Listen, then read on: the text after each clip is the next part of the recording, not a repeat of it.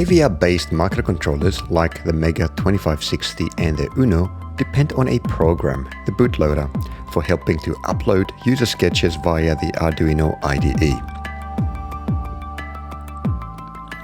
Because the bootloader resides in the user flash memory, it can be erased when you work with external programmers. You can also purchase a new AVR chip without the bootloader on it. Without a bootloader, you will not be able to use the Arduino IDE. In this lecture, I'll show you how to restore a missing bootloader using Atmel Studio and the Atmel ICE debugger. You can use the same process to restore the bootloader of the Atmega 328P in the Arduino Uno, or to upload any compatible sketch to any Arduino directly, thus bypassing the bootloader. Let's get into the details. A common frustration when you work with Arduinos, and in particular the AVR-based boards, is that every now and then you run into a problem uploading a sketch to the Arduino using the Arduino IDE. In this example here, I've got the blinking LED sketch and I have my board properly selected, an Arduino Mega, the processor is there, the port is properly selected as well. I try to upload it, and the Arduino IDE will try very hard to get the job done, but eventually it will fail. And the reason it fails is that the bootloader in the microcontroller somehow was erased. In my case, I erased it a bit earlier because I was playing around with Atmel Studio. I'll show you what I did. I have my Arduino Mega connected to this device here, which is an Atmel ICE debugger and programmer. And this device allows you to, as the name suggests, to both debug a connected board if the capability for that particular board exists, and to program it.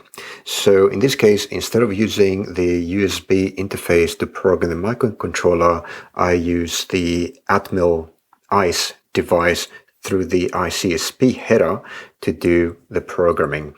Now, when I go this way to conduct the programming operation, the bootloader is not necessary. The bootloader is used when the program is uploaded via the USB interface.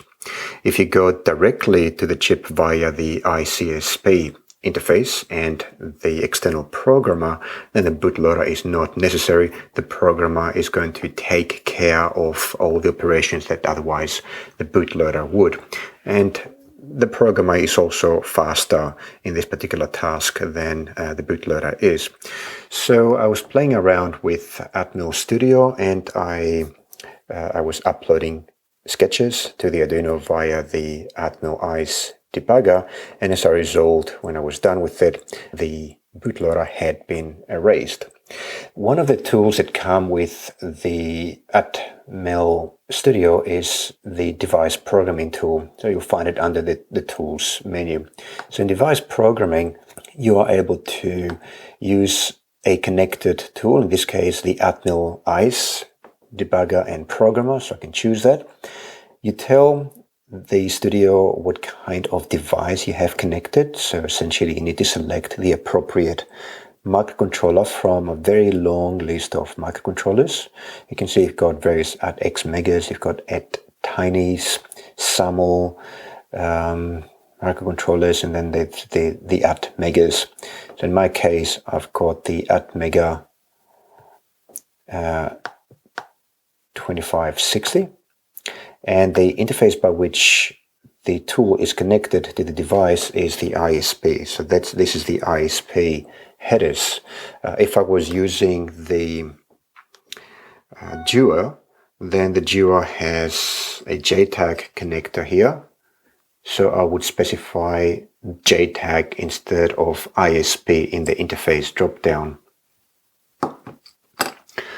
And once you select your interface, you will click Apply to verify that the debugger is actually connected to Atmel Studio. Then you read the device signature, which means that you'll get the debugger to talk to the microcontroller on the board and get its signature, and based on that the debugger will know what kind of device it is connected to. A few interesting things here are of course the tool information. This gives you information about the Atmel ICE debugger, especially things such as the firmware version, that you're up to date, and you have the device information. So click on that and you'll get information about the connected device, in this case the Atmel Mega 2560. It's an 8-bit CPU. We'll get the statistics on the flash size, EEPROM size, and so on. Oscillator calibration, we're not going to touch that. And then we'll go to memories. Now here I can simulate cleaning up the bootloader alongside everything else on the microcontroller by going to the device box and choosing erase chip and just erasing everything. And now there is no bootloader on the microcontroller. There's no sketch. It's empty. How do we restore the bootloader back onto the chip so that we can use it with the Arduino IDE? Well, the way to do that is to load one of the available bootloaders that are compatible with the Arduino boards. So to do that, I'm just going to go straight at the root of my C drive and just walk you through the directories that you need to enter. So from the C drive, we go to Program Files, where the Arduino IDE is installed and all of its components. And then we drill into Hardware and Arduino. And in this case, the Atmel Mega is based on the AVR architecture. So click on AVR. And one of the available directories in here is the bootloaders directory. So you drill into that. And you've got different choices. You need to do a bit of research to find out which bootloader is compatible with the board that you are trying to restore the bootloader in. The names can give you some assistance. For example, if you go into Atmel Mega, you'll see that in here you've got bootloaders that are compatible and appropriate with boards that are based on the 328 Atmel Mega microcontrollers family and so on. So look at the name to get some hints. In our case, we've got an Arduino Mega based on the 2560 Atmel Mega. So we'll go down to the bottom of the list where there's the STK500V2. And I'm going to choose the bootloader version 2 for the Mega 2560. So this is the .hex file. So open that.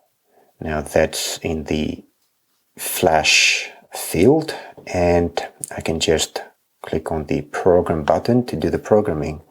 So the Atmel ICE programmer will use the ISP interface to program the bootloader back onto the Atmel Mega microcontroller.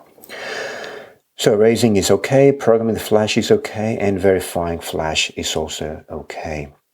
Let's go back to the Arduino IDE now and see if we can program it through the IDE. So I've got just to click on the upload button, and now programming seems to be working. Done uploading. Yeah, and the LED is flashing. You can follow the same method to restore bootloaders on any Arduino board that depends on a bootloader, in most cases using the ISP.